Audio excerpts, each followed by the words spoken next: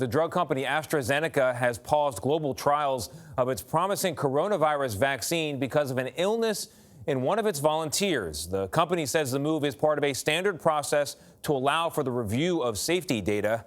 And it comes as millions of children return to school amid alarming new numbers on the virus. The American Academy of Pediatrics says COVID-19 cases in kids have now topped 500,000. In hard-hit Iowa, the issue of school safety is being fought out in the courts. And our lead national correspondent, David Begnaud, is following all of this. David, good morning to you. Good morning. Yeah, in the city of Des Moines, the school system went to a judge and essentially said, give us permission not to follow the governor's executive order. And the court said no. And the school system essentially said, well, we're not going to follow it anyway, at least for the time being.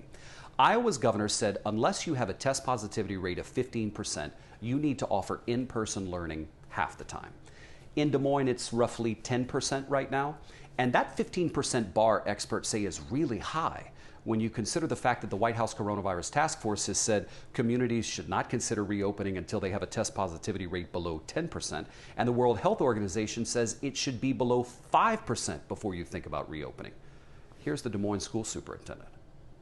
I know our students need to be in school, but not at the expense of their health. That's Thomas Ahart, superintendent of Des Moines Public Schools. He's responsible for roughly 32,000 students, a population he is so worried about that he went against Iowa Governor Kim Reynolds' order to hold at least 50% of classes in person. So he started school yesterday in his district, all online. In defying state law and now defying a court order, are you basically doing this because you think it's right?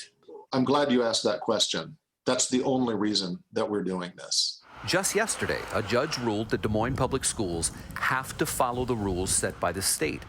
But Ahart says he's continuing all classes online until further notice because even at 50% capacity, student safety, he believes, will be compromised. We've gone through literally with tape measures into every single classroom, assessing the capacity in each of our buildings. We cannot do it and meet social distancing requirements. We can open our schools back up. We can open our colleges back up. Iowa's governor has said the state's plan can be adaptable. While some schools are just opening their doors, colleges around the country are still dealing with rises in COVID cases. Our case counts are going up way too fast. Officials at the University of Tennessee say drastic measures could be on the horizon now that more than 2,000 people are in isolation. And 2 weeks into the fall semester at Florida State University, more than 800 students have tested positive for COVID-19. So next week, the school will require random testing instead of relying on voluntary testing. You know, here in the state of New York, the Governor Andrew Cuomo has said colleges now need to notify the state if they surpass 100 COVID cases on campus. And if they do, they may have to move toward remote learning. Gayle? David, thank you.